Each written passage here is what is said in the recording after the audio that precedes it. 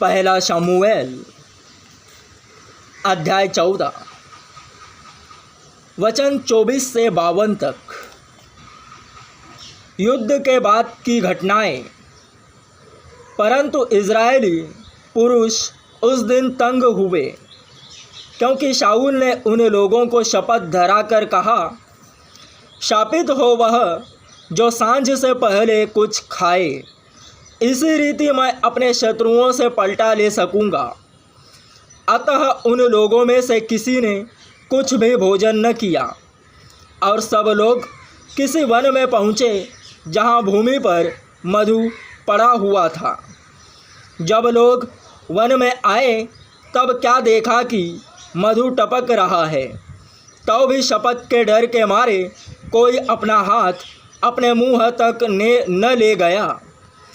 परंतु योनातान ने अपने पिता को लोगों को शपथ धराते हुए न सुना था, इसलिए उसने अपने हाथ की छड़ी की नोक बढ़ाकर मधु के छत्ते में डुबाया और अपना हाथ अपने मुंह तक ले गया। तब उसकी आँखों में ज्योति आई। तब लोगों में से एक मनुष्य ने कहा, तेरे पिता ने लोगों को कड़ी शपथ धरा के कहा है, शापित हो वह जो आज कुछ खाए। और लोग थके मांदे थे।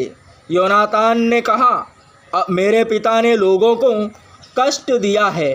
देखो, मैंने इस मधु को थोड़ा सा चखा और मेरी आंखें कैसी चमक उठी है।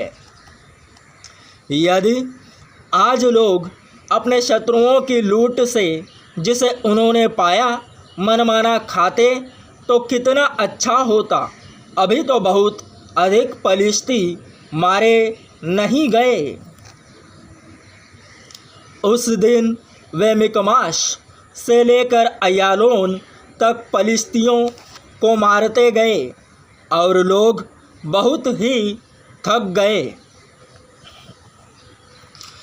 इसलिए वे लूट पर टूटे और भेड़ बकरी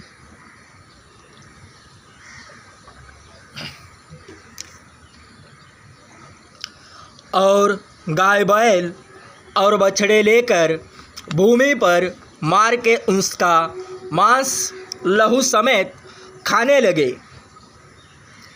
जब इसका समाचार शाऊल को मिला कि लोग लहू समेत मांस खाकर यहोवा के विरुद्ध पाप करते हैं, तब उसने उनसे कहा, तुमने तो विश्वासघात किया है। अभी एक बड़ा पत्थर मेरे पास लुढ़का दो। फिर शाऊल ने कहा, लोगों के बीच में इधर उधर फिर के उनसे कहो, अपना अपना बैल और भेड़ शाऊल के पास ले जाओ और वहीं बलि करके खाओ और लहू समेत खाकर यहोवा के विरुद्ध पाप न करो। तब सब लोगों ने उसी रात अपना अपना बैल ले जाकर वहीं बलि किया। तब शाऊल ने यहोवा के लिए एक वेदी बनवाई। वह तो पहली वेदी है जो उसने यहोवा के लिए बनवाई।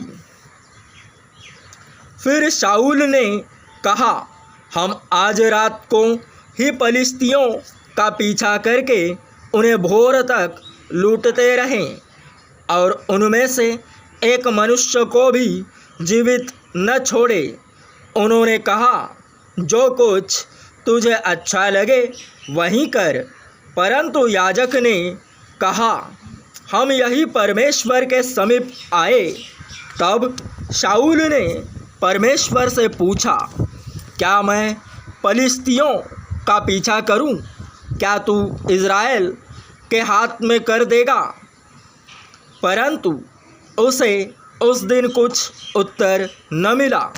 तब शाऊल ने कहा, हे प्रजा के मुख्य लोगों, इधर आकर जानो और देखो कि आज पाप किस प्रकार से हुआ है, क्योंकि इज़राइल के छुड़ाने वाले यहोवा के जीवन की शपथ, यदि वह पाप मेरे पुत्र योनातान से हुआ हो तो भी निश्चय वह मार डाला जाएगा। परंतु लोगों में से किसी ने उसे उत्तर न दिया। तब उसने सारे इज़राइलियों से कहा, तुम एक ओर रहो और मैं और मेरा पुत्र योनातान दूसरी ओर रहेंगे। लोगों ने शाऊल से कहा, जो कुछ तुझे अच्छा लगे वही कर।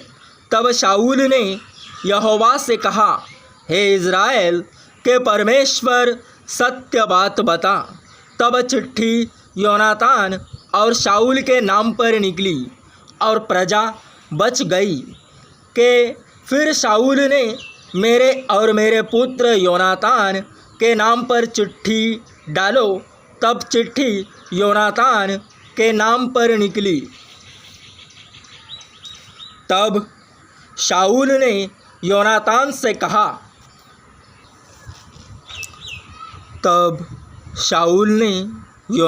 से कहा, मुझे बता कि तूने क्या किया है। योनातान ने बताया और उससे कहा, मैंने अपने हाथ की छड़ी की नोक से थोड़ा सा मधु चख लिया था और देख, मुझे मरना है। शाऊल ने कहा, परमेश्वर ऐसा ही करे, वरन इससे भी अधिक करे।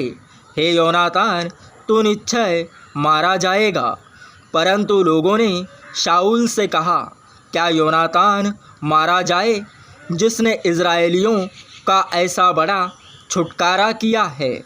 ऐसा न होगा। यहोवा के जीवन की शपथ, उसके सिर का एक भी बाल भूमि पर गिरने न पाएगा, क्योंकि आज के दिन उसने परमेश्वर के साथ होकर काम किया है। तब प्रजा के लोगों ने योनातान को बचा लिया और वह मारा न गया।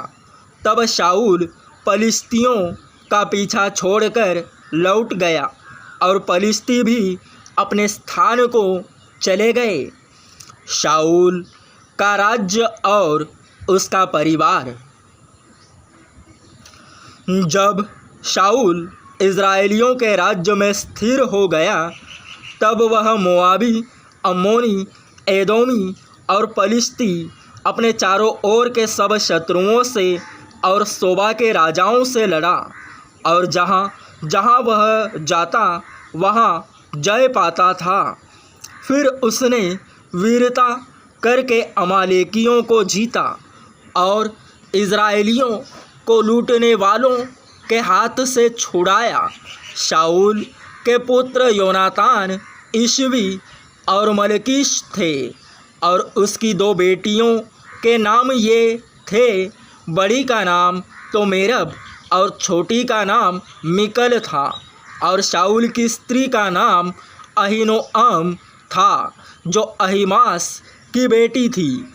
उसके प्रधान सेनापति का नाम अब्नेर था, जो शाऊल के चाचा नेर का पुत्र था। शाऊल का पिता कीश था और अब्नेर का पिता नेर अबीएल का पुत्र था। शाऊल जीवन भर पलिश्तियों से संग्राम करता रहा। जब जब शाऊल को कोई वीर या अच्छा योद्धा दिखाई पड़ा, तब तब उसने उसे अपने पास रख लिया।